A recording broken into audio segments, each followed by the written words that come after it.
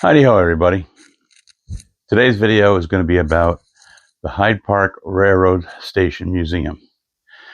I always have these videos on here where I'm talking about, ballasting track, or I go to a person's house and I show you their layout, or, the Amherst show, different shows that I go to.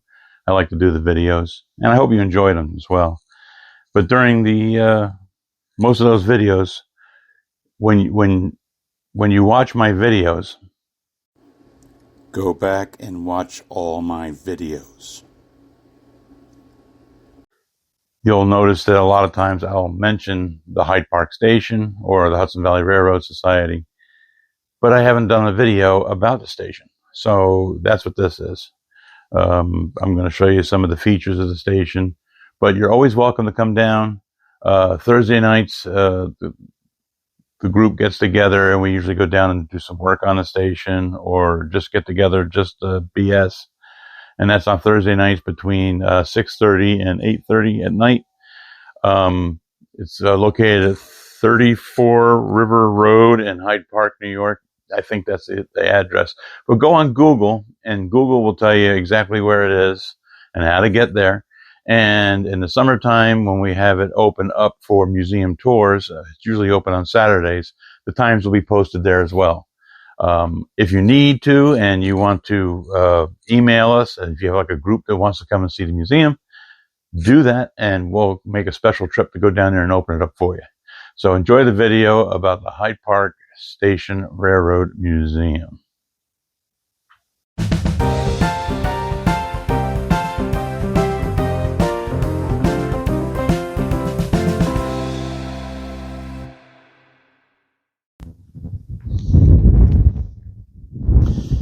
And here we are. Welcome to the Hyde Park Railroad Museum. This station was built in 1914. This is the third station that was built here. There was two others, but I'll get into the history about that later on. The notable thing I wanted to show on the outside here was the sign. It says New York 79. B stands for Buffalo, 361 miles from here to Buffalo, 79 to New York City on the southern tracks.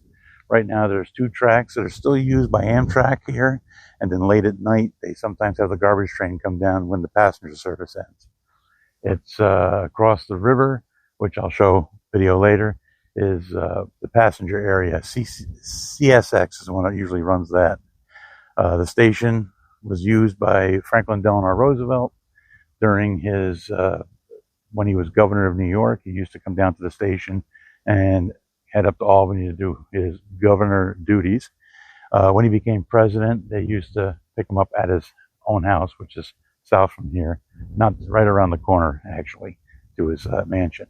So let me show you the inside of the station. Before I show you the inside of the station, if you can hear across the river there, I don't know if I can zoom in or not. In the wintertime, you can see the train pretty good. In the summertime, there's a lot of trees and leaves and bush that cover up the tracks. Here, let me step up here. See if I can get a better shot.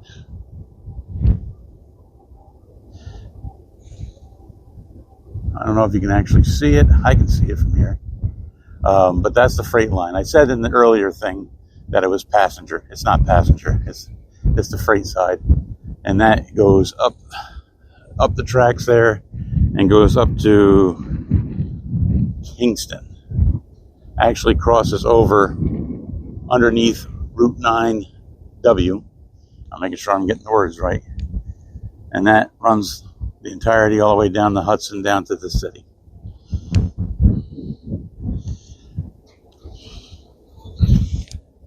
So here's the rear of the station. Okay, that was the main doors coming out, which, as you can see, we just newly repaired those doors. The other ones were shot. And that is the baggage room door, where they used to bring all the baggage out for the trains. We're still doing repairs down here, trying to get some things fixed. So if you see anything you say, wow, that's broken, they should fix that, we're working on it. The way this used to be was in the... right now it's a 2-track system, The first station was built here in 1849, which probably was closer to the tracks. We do not have any pictures of or plans of what that station looked like. Don't know why, nobody ever took any pictures, but back in 1849 there wasn't cameras, there wasn't a lot of Polaroids. The second station, which I'll show you a picture of inside, was built from 1880 to 1914, and then it was replaced by this station. The station used to have, if you look right about there, you can see some handrails. That actually is a tunnel that goes underground and goes across to over there, and that was the people, if they wanted to go to the southbound track, they would go through the tunnel and come up on the other side. There used to be a canopy or a shed for people to walk up into. Same thing for over here. They were taken down. The tunnel is still there. I have not yet been able to see it, but I've heard that CSX comes up once in a while to do an inspection. So people used to cross the tracks. The second station used to be closer to the tracks, but they turned it into a 4-track system where there was a track in this area right here, and then there was a track right in this area here. If you look, you can see some spots in the blacktop where it's splitting a little bit. That is because I was told the railroad ties are still underneath there. I don't know if the rails are, but the railroad ties are. And here comes one of the passenger lines. I don't know if he'll honk or not. Doesn't have to.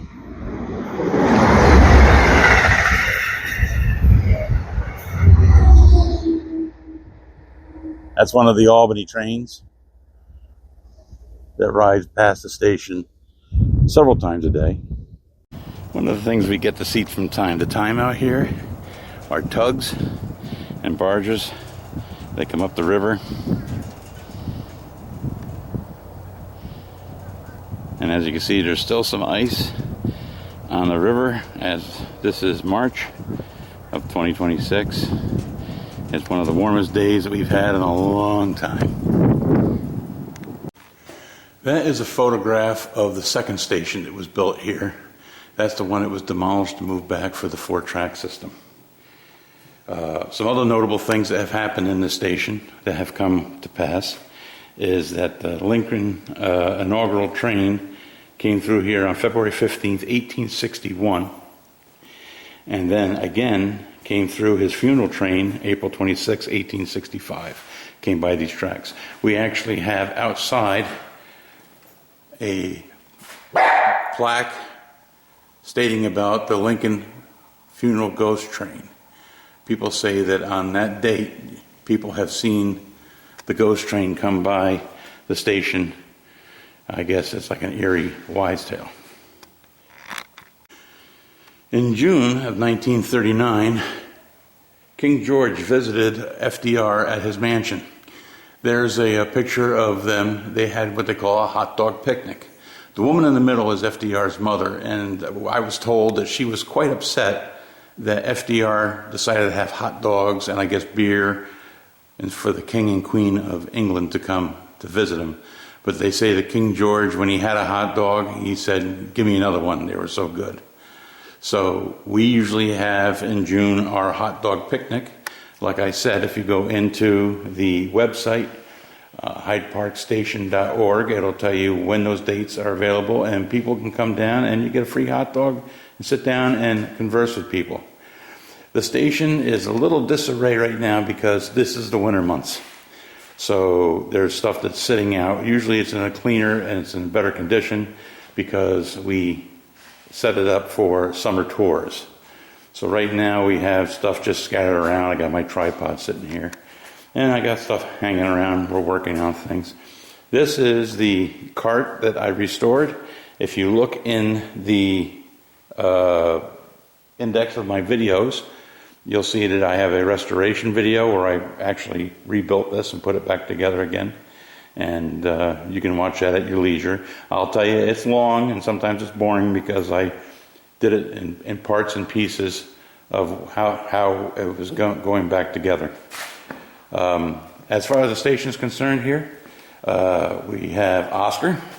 Oscar's waiting to get on the train to go to war. One of our many mannequins. We have Oscar there. We also have 2 mannequins at the ticket booth. We lovingly call the one on the side there Heimlich, because he looks like he's from German descent. So we call her Ava, trying to get a ticket. This big piano case, it looks like a piano case, was made that way so that we can stack our chairs in, which you can't see on the other side. That's where the chairs are. Some other notable things that we have in the station that are pretty cool is we have a scale. This actually works. All you do is step on the scale and you put a penny in and it'll come up and tell you your weight. I think it's broken because it always pegs the needle for me, but you know, that's muscle mass mostly. This was the men's room and actually was at the time a smoking lounge. The smoking lounge and bathroom for the men. The women's room did not have a smoking lounge. They did have a seat in there, just like these benches, and the men's room had the benches, but now we use that as our office. The only bathroom we have now is off the kitchen. We have a little kitchen area here. And then we have our storeroom, which actually used to be the men's bathroom. We just put that doorway in. Well, let me show you this. One of the accomplishments this year is we wanted to get our bathroom redone. Try to make it a little bit more into the 1940s and 30s. But we did add a, what do you call it, 21st century fan for people like me.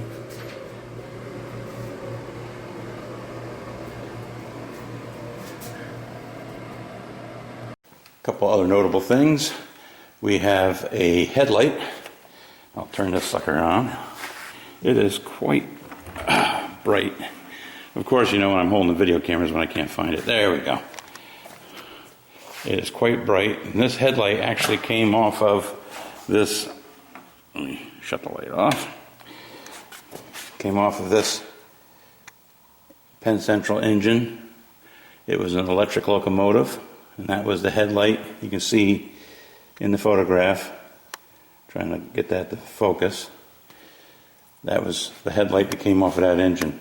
This front panel came off of a steam engine, number 3001, which right now actually has been brought inside. I can't remember where it is. For the life of me right now, I can't remember where it is, but they're actually rebuilding it so that they can put it back on the tracks to use it again. Let's see what other notable things we have in here. Well, we try to keep the station so you are immersed in the time of coming in, like in the 1930s, 1940s. We have a working phone booth. Phone booth does work. Here, it does. The phone rings. You shut the door. Lights come on. Fan's supposed to come on. Why it's not coming on? I don't know. Oh, somebody might have hit the switch. There we go. Somebody shut the switch off. But the fan comes on. And it's a working phone booth. You can actually dial out on it. It's fun to watch some of the younger crowd come in. You tell them to dial somebody. They have no clue how to do it. One thing that we like is our little spittoon here. We don't really use it. Or I at least haven't seen anybody use it. And I mentioned the luggage cart before. Luggage cart, we have some old milk cans on there with some old luggage, and I got some steamer trunks. We have an Apple machine. We're trying to get that repaired. It's not working right now, but it's supposed to. We're trying to get it set up so you might be able to actually be able to pull down an apple. I think it's for a nickel. I'm not exactly sure what it is, or a penny. This is a penny chiclet machine. This does work. Use a penny in here and you can grab a little box of chiclets. I will tell you that if you do decide to get one, make sure you soften it up before you start chewing on it. You might break a tooth. And we sell t-shirts, and we also have our, if you've seen the videos on our website, we have a T-Track competition and showing at the station where you can come and you can buy these T-Track modules.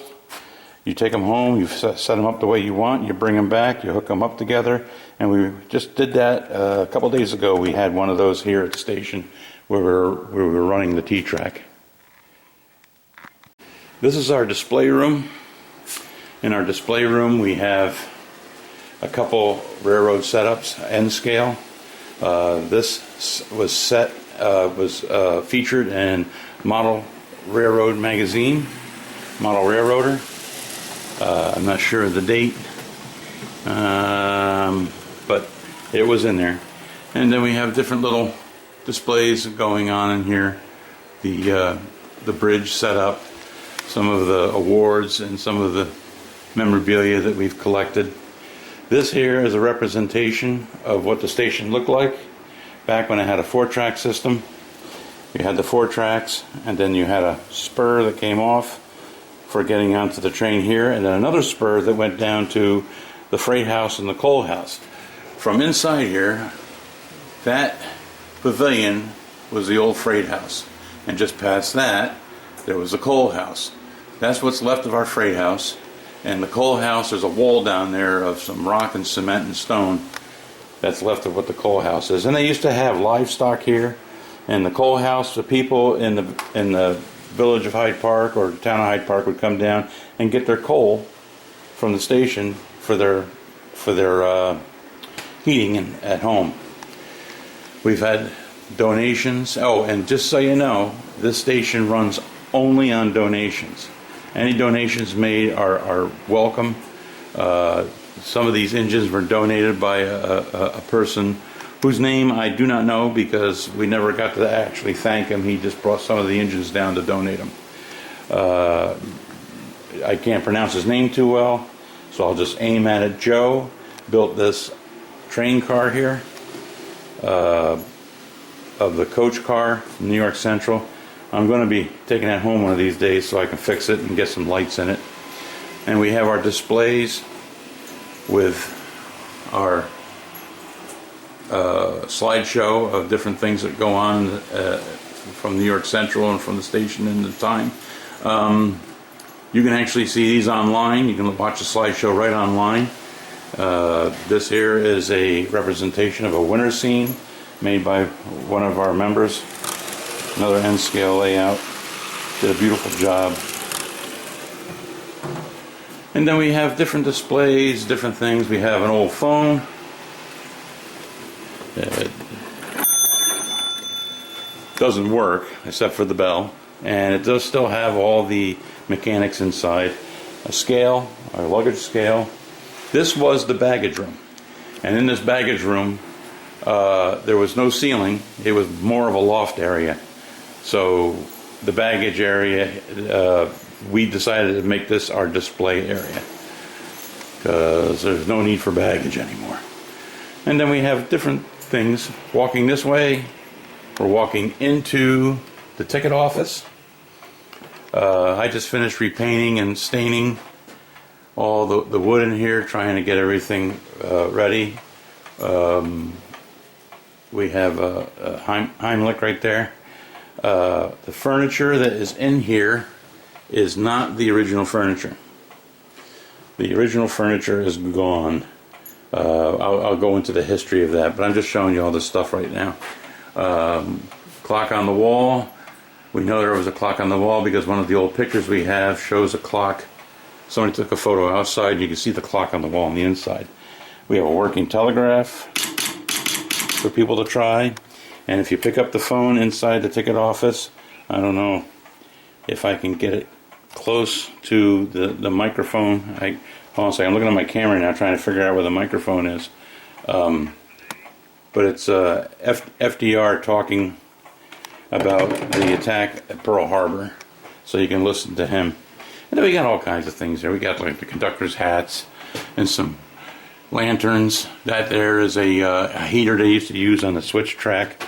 We even got some old tickets here. What's that? New York to Beacon. Many such things.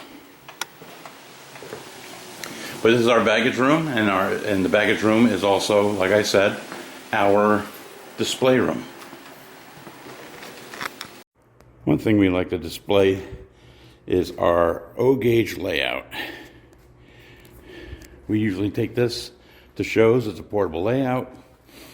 We'll have it shows for kids to be interactive with.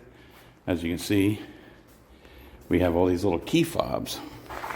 And the key fobs actually run the trains. This is Thomas the Tank Engine. He's on the outside there. And we have different fobs that you can use. And a whistle.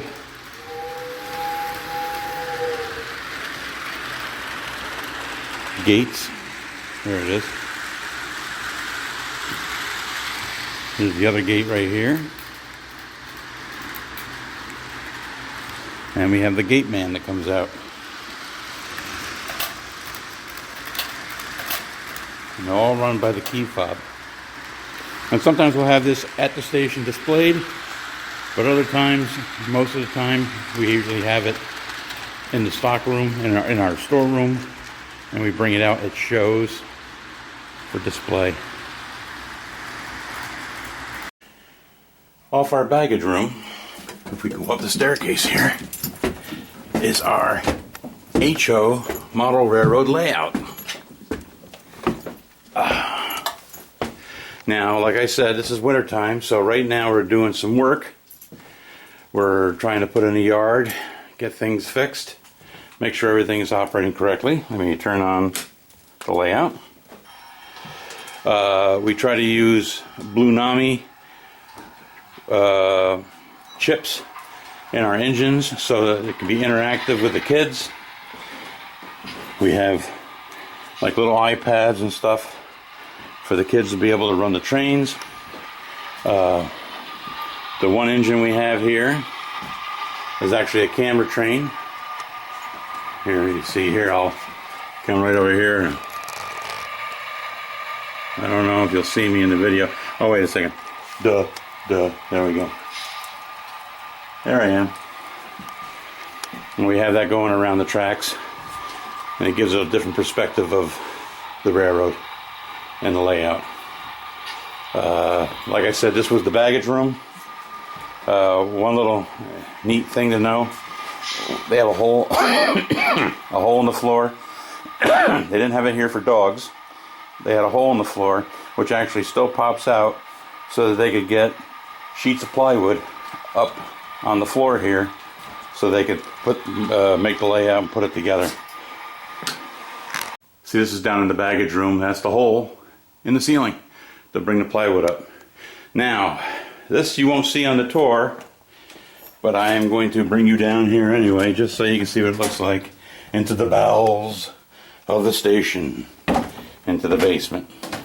And it basically looks like a basement.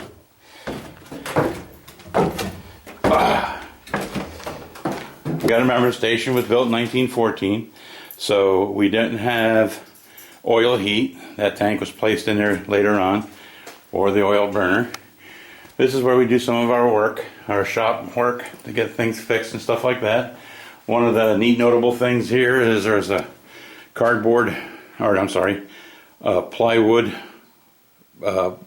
piece of plywood there. That's actually the old coal chute. Outside there's a manhole cover where they used to drop the coal down in here for the coal furnace to heat the building. But now this is just our basement. And like I said, we just use it to do some work. We have some tools down here donated. We have some extra terracotta roof that we're hoping when we get the roof fixed they'll be able to use it. That was donated from the Poughkeepsie station. We got some more down there. And, you know, it's just a basement. But you don't get to see this on the tour. You don't get to see... those are old, I think, steam pipe holders. I'm not exactly sure. I'm such a young guy, I don't know. I don't know if that was part of the coal bin or not. Or that was just a clean out for the coal. I'm pretty sure that's what it was. The old water lines. But, you know, How often do you get to see an old basement from 1914? And this one dog of mine will not come down the staircase. He does not like coming down that staircase. I was told where this air intake for the grate was actually the way to get into the basement with a ladder. That was one of the things I heard, but then I was told that that staircase is on the original blueprints that we just came up, and that's how they used to get into the basement. So let me give you a little bit of history about the station. Like I said, the first station that was built here was 1849. No pictures, no blueprints. We have no idea what it even looked like. It could have been a shack for all we know. Don't know. The second station was built in 1880 to 1914 when this station was built because they went to a 4-track system. They wanted to move the station back farther for the 4 tracks. So that station was probably sitting out there in where our courtyard is now. In 1956, this station became what they call a whistle stop. And what that means is that if you wanted to get on the train, or if you want to get off the train, you come here to get on the train, they would put a signal out for the train to stop to pick you up. Or if you were on the train, I guess maybe like in the old days where the guy pulls a cord and everybody rushes forward. But if you wanted to stop at this station, you would have to let the conductor know.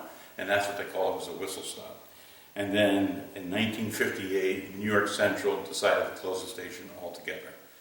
In the 1960s, the 3rd and 4th track that was in here was finally torn up because after World War II, Eisenhower came out with the Eisenhower Interstate Program. It kind of made the railroad companies diminish in transportation for passengers and freight because it was just easier to do it on the road.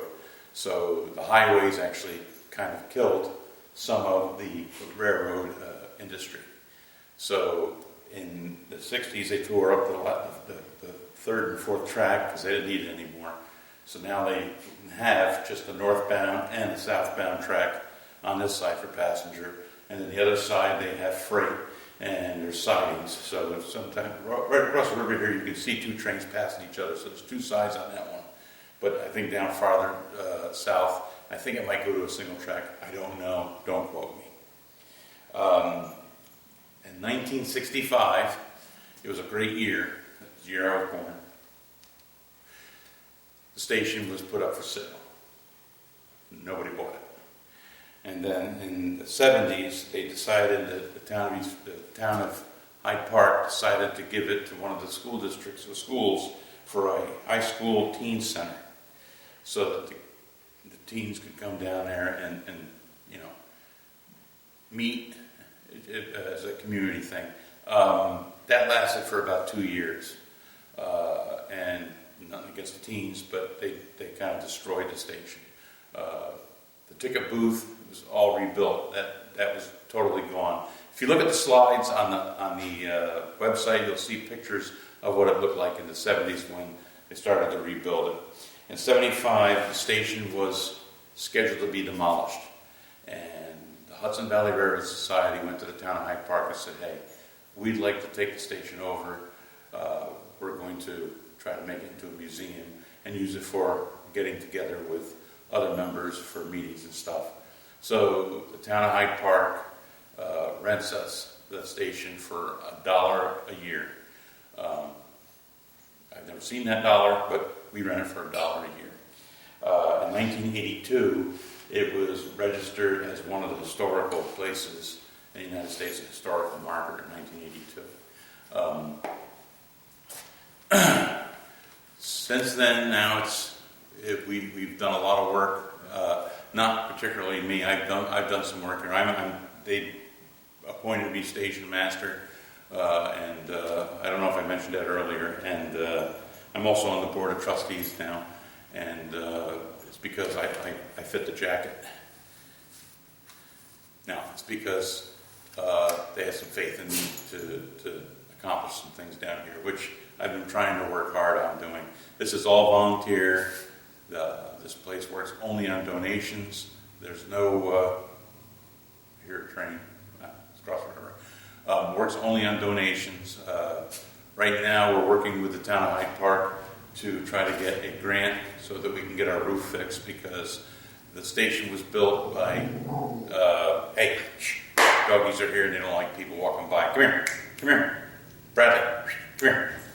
The station was built by Vanderbilt. Yep, train going by. That one is the old train.